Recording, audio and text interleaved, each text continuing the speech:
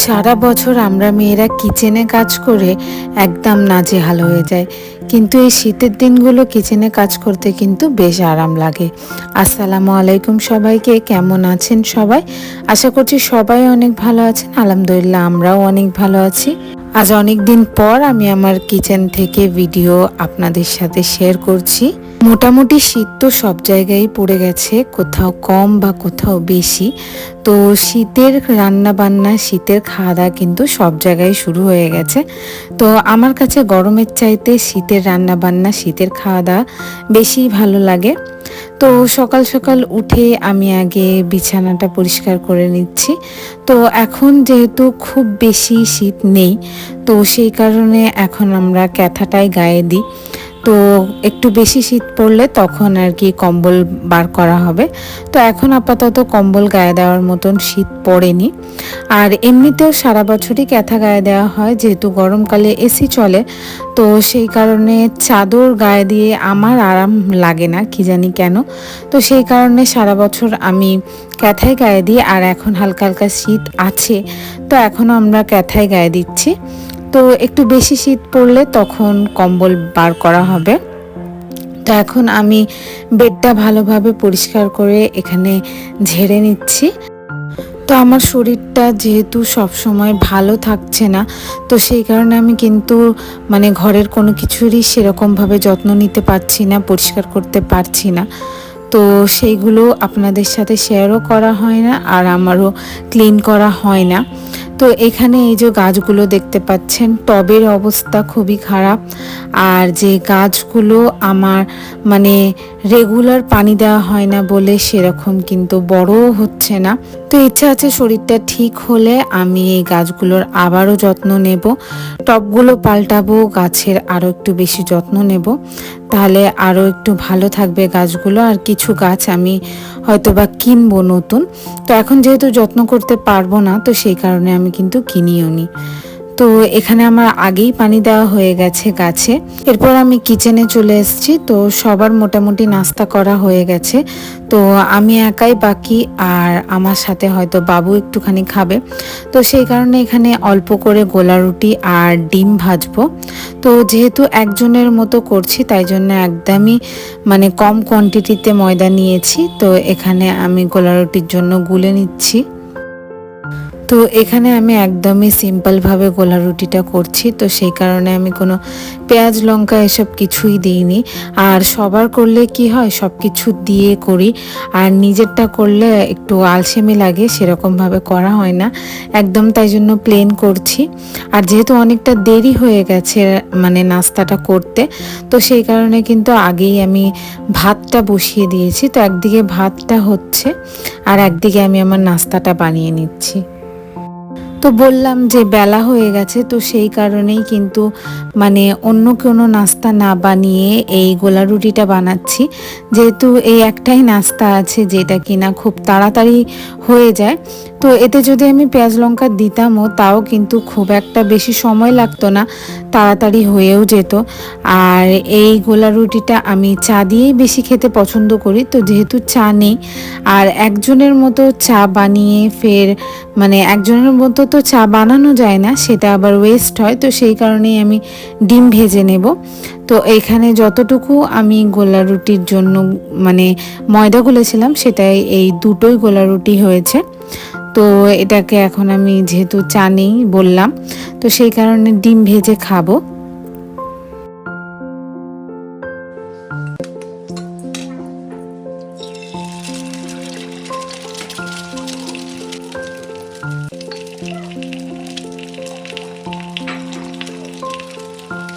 তো সকাল সকাল উঠে কিন্তু আগে আমি কিছু কন্টেনার আমি ধুয়ে দিয়েছি। তো কয়েকটা কন্টেনারের জিনিসগুলো খালি হয়ে গেছিলো, সেগুলো আবার রিফিল করতে হবে। তো রিফিল করার আগে ভাবলাম ওগুলো ধুয়ে দিই। তো ওইগুলো আমি ধুয়ে আমি শুকোতে দিয়ে দিয়েছি। তো সেইগুলোতে আমার কিছু জিনিস আগের ছিল, আর কিছু জিনিস এনেছে, সেগুলো আমি এখন রিফিল করব। তো এই যে এই ছোট কন্টেনারগুলো, সেগুলোও ধুয়ে দিয়েছি। আর যে আমার যে কাঁচের যে কন্টেনারগুলো, কিছুতে জিনিস আছে আর যেগুলোতে ছিল না, সেগুলো এখন ধুয়ে আমি ভালো করে শুকনো করে নিয়েছিলাম। তো এখানে যা যা এনেছিল সেগুলো আমি রিফিল করে নিচ্ছি। তো এখানে বাদামগুলো আমি এই কাঁচের কন্টেনারগুলোতে ঢেলে নিচ্ছি। তো এই কাঁচের কন্টেনারগুলো তো আমি এখানে কাউন্টার টপেই রাখি, তো সেই কারণেই বাদামগুলো এর মধ্যে রাখা। তো এখানে রাখলে কি হবে, তাড়াতাড়ি একটু নিতে সুবিধা হবে। বাকি যে ছোলা মটর এই জিনিসগুলো, এইগুলো আমি অন্য যে ছোট কন্টেনারগুলো ছিল তার মধ্যে রেখে দিচ্ছি। তো এগুলো তো রোজ খাওয়া হয় না, আর খাওয়ার জন্য এতে তো সময় লাগে, তো সেই কারণে আমি এইগুলো হাইড্রোলিকের ভেতরে রাখি। তো সেই কারণে এই সব জিনিসগুলো আমি কিন্তু ছোট ছোট কন্টেনারের মধ্যে রেখে দিচ্ছি। আর যেইটা বললাম যে এই ছোটো কন্টেনারগুলোতে এমন জিনিস রাখি যেগুলো কিনা মানে কিছুদিন ছাড়া ছাড়া বা অনেক দিন ছাড়া ছাড়া আমি বার করি, কিন্তু এই যে বড় কন্টেনারগুলো এগুলো কিন্তু আমি রেগুলার বেসিসে ইউজ করি। তো সেই কারণে এর কিন্তু যে গ্লেজটা সেটা আর নেই। ছোটো কন্টেনারগুলো যেহেতু কম ইউজ করা হয়, তো সেই কারণে এখনও কিন্তু চকচক করছে। কিন্তু কাঁচের কন্টেনারগুলো আমার এত ভালো লাগে যে যতই পুরনো হয়ে যাক না কেন, নতুন মানে যখনই আমি পরিষ্কার করব একদম কিন্তু নতুনের মতোই চকচক করে। তো যেহেতু রেগুলার বেসিসে ইউজ করা, তো সেই কারণে আমি কখনোই বড় কন্টেনার আমি মানে কাঁচের কিনতে চাই না। তো এতে করে কি হয় যে যেমন আমি আমার যে তেলের বোতলগুলো কিনেছিলাম সেগুলো কিন্তু ভেঙে নষ্ট হয়ে গেছে। তো রেগুলার বেসিসের জিনিস কিন্তু কাঁচের কিনলেই কি হয়, ওগুলো ভেঙে যায়। তো সেই কারণেই প্লাস্টিকের জিনিস কেনা, কিন্তু এই প্লাস্টিকের জিনিসগুলো যখন একটু আর কি গ্লেজগুলো নষ্ট হয়ে যায় তখন কিন্তু একটু দেখতে খারাপ লাগে। তো এরপর এখানে আমি আটা আর ময়দাটা রিফিল করব। তো আটা আর ময়দার জায়গাটা আমার সেম আর কি, জাস্ট একটু ছোট আর একটা একটু বড়। তো এটার 3টে সেটে এর থেকে একটা বড় আছে, আর এইটা একটা, আর এর থেকে একটা ছোট। তো বড় জায়গাটাতে আমি আটা রাখি আর ছোটটাতে ময়দা। তো এরকম একটু বড় মুখওয়ালা যে কন্টেনারগুলো, এইগুলোতে আটা ময়দা রাখলে একটু নিতে সুবিধা হয়।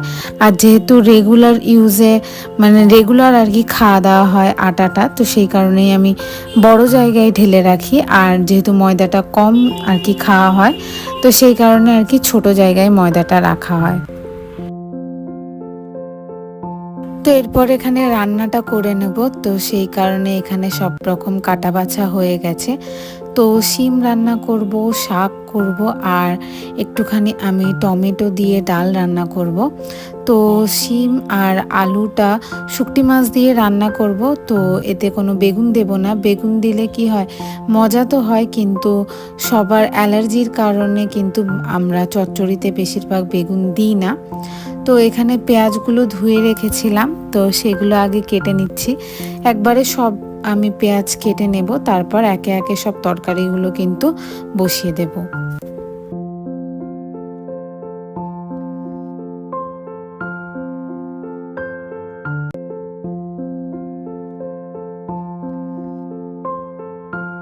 তো শীত পড়ার সাথে সাথে কিন্তু এই শিম রান্না, ফুলকপি রান্না এইগুলো কিন্তু সব বাড়িতেই শুরু হয়ে যায়।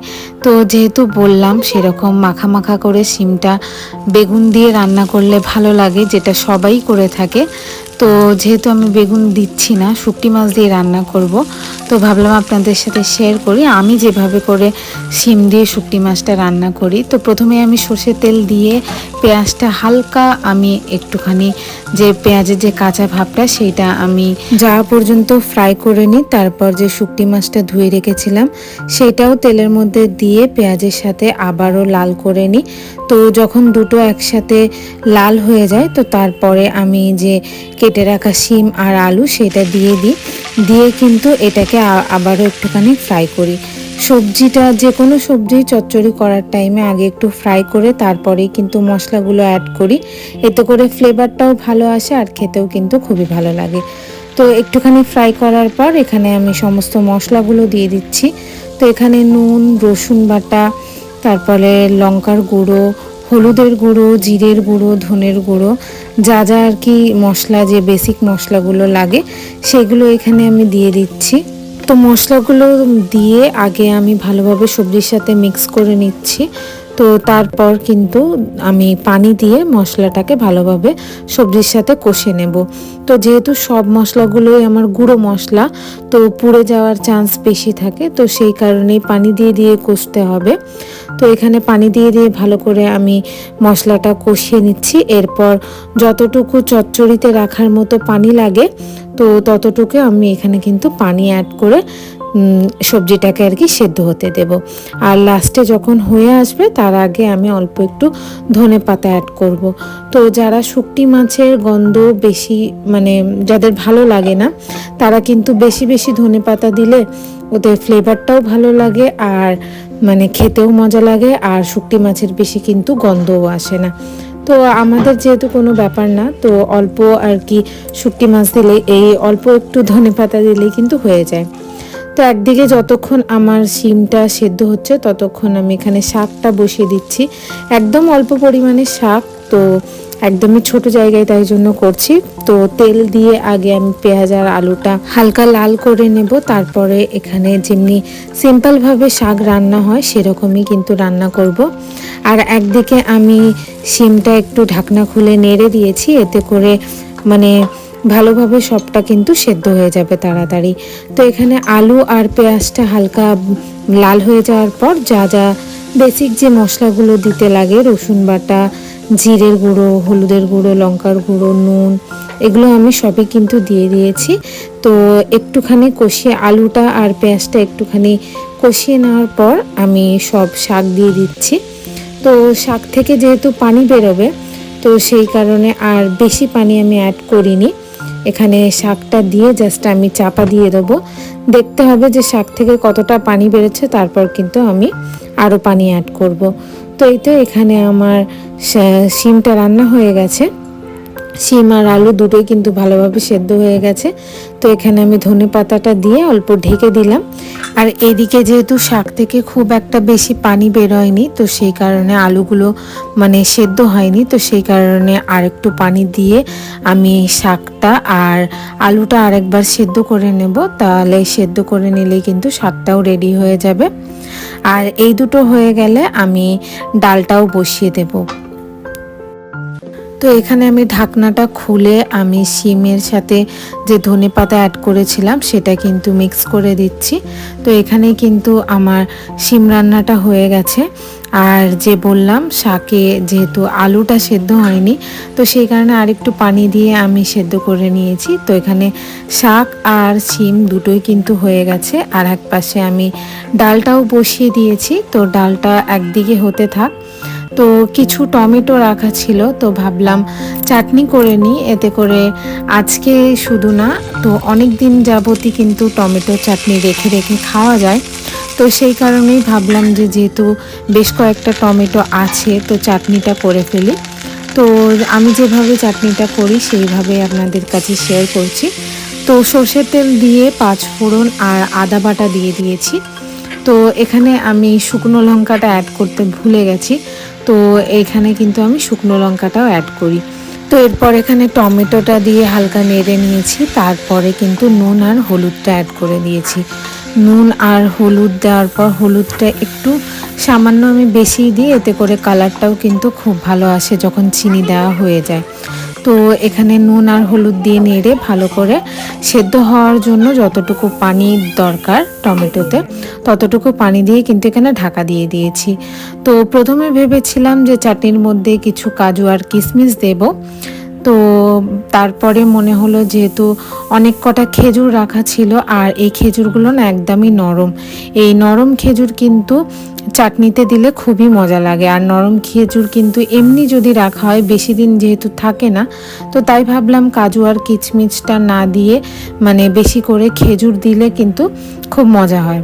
তো সেই কারণে আমি এখানে খেজুর থেকে আগে যে বীজগুলো সেগুলো সরিয়ে নিচ্ছি, আর একদম লম্বা লম্বা আর সরু সরু করে এগুলোকে ভালো করে আমি কেটে নিচ্ছি।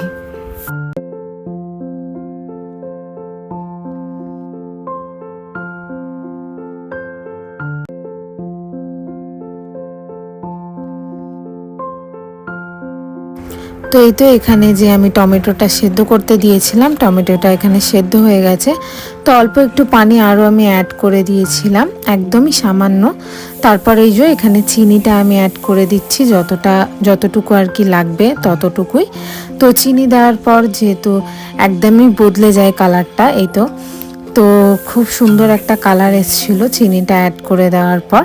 তো এখানে চিনিটা আর টমেটোটা একটুখানি ফুটতে দিয়ে তারপরেই কিন্তু আমি যে কেটে রেখেছিলাম খেজুরগুলো সেগুলো এখানে অ্যাড করে অল্প একটু ফুটিয়ে নিলেই কিন্তু আমার চাটনি একদম রেডি হয়ে যাবে।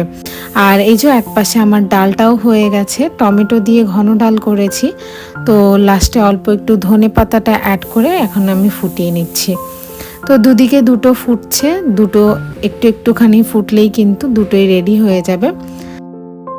আর চাটনিটা আমি বেশিক্ষণ ফোটাবো না, অল্প একটুখানি ফুটিয়েই কিন্তু নামিয়ে নেব। একটু পাতলা থাকবে তখনই কিন্তু নামিয়ে নেব। তো যেহেতু চাটনি জিনিস না, মানে আর কি চিনির জিনিস, তো নামিয়ে নেওয়ার পর যখন ঠান্ডা করব তখন তো এমনিতেই ঘন হয়ে যাবে। তো সেই কারণে একটু পাতলাই নামিয়ে নিয়েছি। আর এগুলো হয়ে যাওয়ার পর অল্প একটু চিপস ভেজে নিচ্ছিলাম। তো আজকে যেহেতু চাটনিটা হয়েছে তো সবাই বলছিল অল্প একটু চিপস ভেজে নিতে। তো চাটনি দিয়ে কিন্তু চিপস খেতে খুবই ভালো লাগে, তো সেই কারণে অল্প একটু চিপস ভেজে নিচ্ছিলাম। আর আজকের ভিডিওটা আপনাদের কাছে কেমন লাগলো অবশ্যই কিন্তু কমেন্ট করে জানাতে ভুলবেন না। আর যদি আমার চ্যানেলে নতুন হয়ে থাকেন তো অবশ্যই আমার চ্যানেলটা কিন্তু সাবস্ক্রাইব করে দেবেন। তো কিচেন আজকে আমার প্রায় মানে ক্লিন ছিল বললেই চলে, তো সেই কারণে আর সেরকমভাবে কোনো ক্লিন করিনি। আর যেদিন খুব তাড়াহুড়ো থাকে তো সেদিন কি হয়, মানে কিচেনটা অনেক মেস হয়ে যায় রান্না করতে করতেই, তো তারপরে ক্লিন করতে কিন্তু অনেকটা বেশি সময়ও লাগে। তো আজকে সেরকম খুব একটা সময় লাগেনি।